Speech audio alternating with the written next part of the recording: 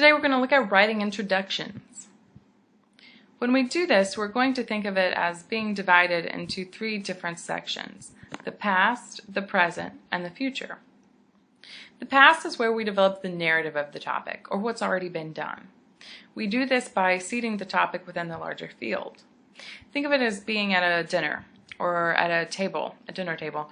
If you don't seat the topic within the larger field, you are implying that the topic stands alone. That means that it does not connect to or relate to any previous or other or current work, which is never true. You want to establish what already exists and then look at what doesn't exist yet. Next, we'll move on to the present, where we position our work within it. You do this by connecting it to the past or showing how it has evolved from the past. Next, you'll explicitly state your aim or your purpose, and then highlight what's new or different about this. Finally, we look at the future, where we propose the value and usability of the work. This is done by illustrating holes that it will fill or questions it will answer. Lastly, we might also highlight possible uses and applications. I do want to point out, if you look at the bottom of the slide, that this is playing on or adapting from some of the concepts discussed in Weisberg and Bucher's book, Writing Up Research. We have adapted these for the purpose of this course. Fast, we're going to first seat the topic in the field. Let's show how it's sitting in the context of what's been done. Since we're talking about a very specific linguistic concept, we're going to connect it to the larger body of work. Through the middle of the 20th century, linguistic research of the Appalachian dialect extensively linked the speech patterns with those of 17th and 18th century England, often somewhat misleadingly coined Shakespeare's English. The majority of scholars in the field agreed on these findings, noting the patterns to be clear, and largely treated the topic as having matured beyond further exploration. Very general in the past, and we're making statements that are sort of broad, and then we're going to get more specific with our focus. Next, let's look at develop the past and narrate that. Okay, narrate means tell the story or develop the narrative, which is the story. So we're going to tell the story of the past developments on the topic. Albert Smith's work on the topic was first published throughout the late 1940s and purported that the language spoken in the region of America known as the Appalachians has, due to regional isolation and mountainous barriers, preserved signatures of a language spoken before the country existed. Subsequent work built on Smith's ideas by investigating the speech patterns of the illiterate as documented by the literate, and the underlying biases inherent in such documentation. Over 20 years of writing on the topic, more support for Smith's work emerged, and a consensus appears to have been confirmed. So, this section of the introduction clearly shows us the narrative as it has evolved over time. Specifically, we have a few decades of narrative in here. So what has been done, we need to see what's missing, and we're going to highlight that. Some writers prodded at the validity of Smith's theory by questioning the credibility of the written records of illiterate speakers' phonetic constructions.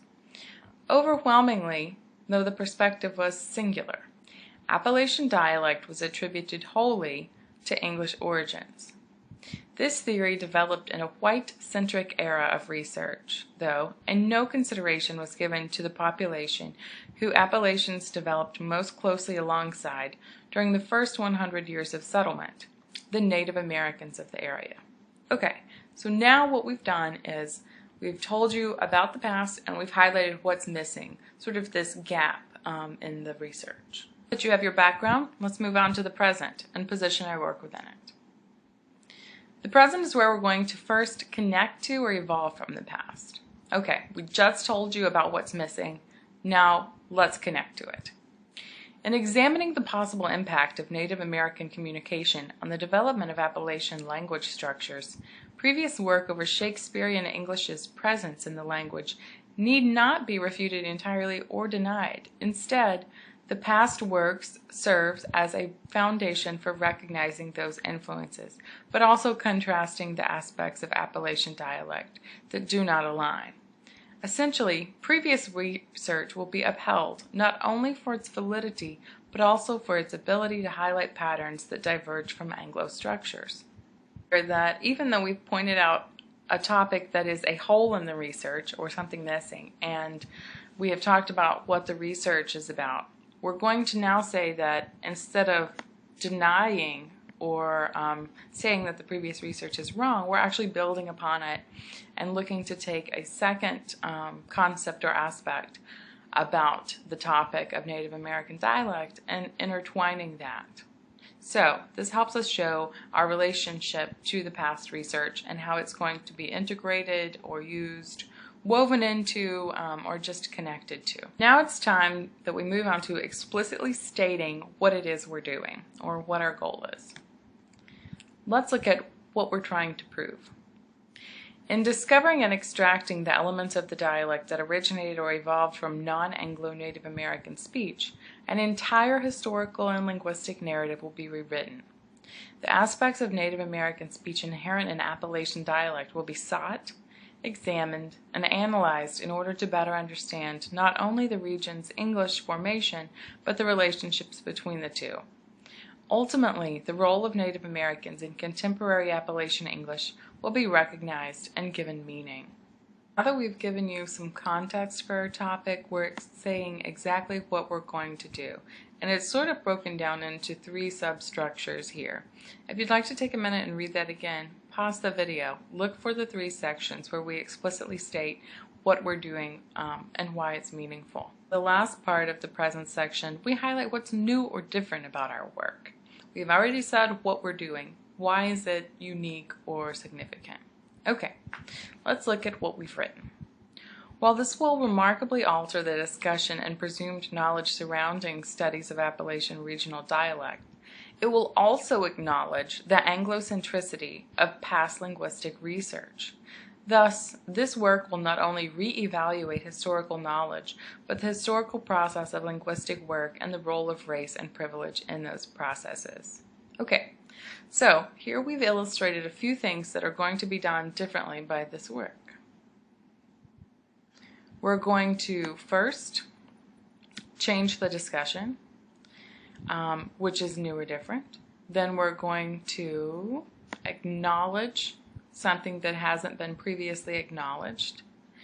So not only is it going to reevaluate, but the historical process is going to be looked at as well. Now you've given the background about your topic or problem. You've explained what the goal of your work is going to be, why it's new and significant. Now we can finish the introduction by looking at the future. This includes holes that are going to be filled, questions that are going to be answered, and possible uses and applications of your work. Let's look at the holes that are filled or questions that are answered. For this one, we're looking to sort of fill a gap. You might say you're bridging 2 concepts.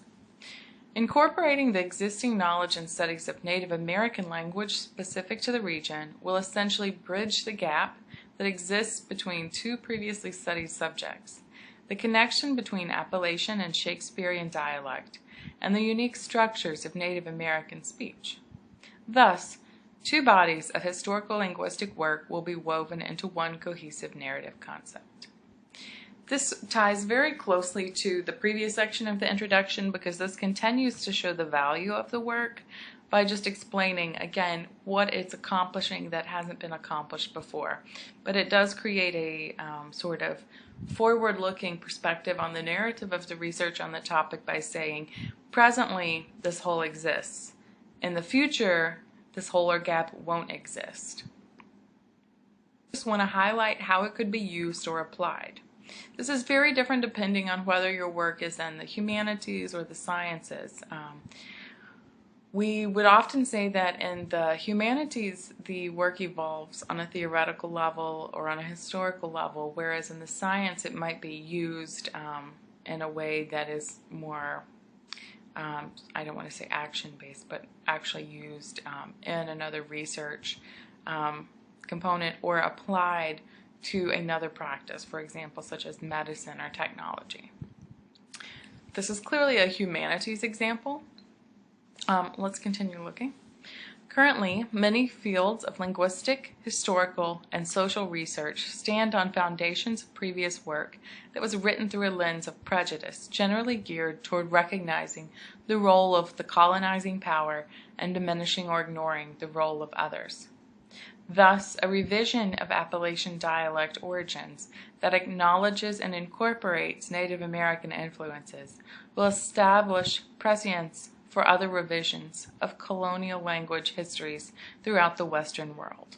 Okay, so this has told us, okay, our topic is very, we don't want to say, well, okay, it's limited in scope. It's talking about something very specific, which it should. It's talking about the role of Native Americans in the development of the Appalachian dialect. However, this will demonstrate at the end that it's actually quite useful or applicable to many other research projects that could be undertaken on other languages or in other cultures. And it's not limited just to serving its own function. We like to end our introduction here just because this allows us to have a full story going from past to present to future, and it really highlights the meaning of your work. I hope this has been helpful and that you go forward into your introduction writing with a little more confidence and understanding exactly what your goals are.